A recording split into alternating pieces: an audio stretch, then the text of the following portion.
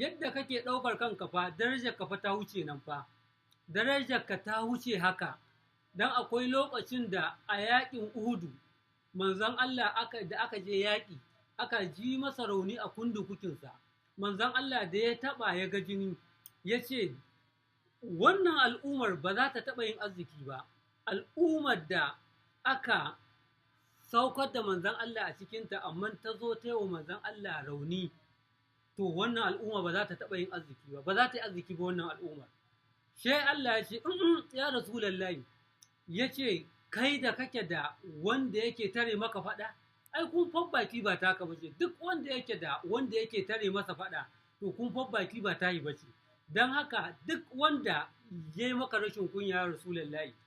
ko ya faɗi magana mummuna a kanka ko ya zalunce ka, to fa ba za mu bari ba sai mun ɗau mataki a kansa, ba za mu bar shi ba ya Rasulallahi, ka wuce haka.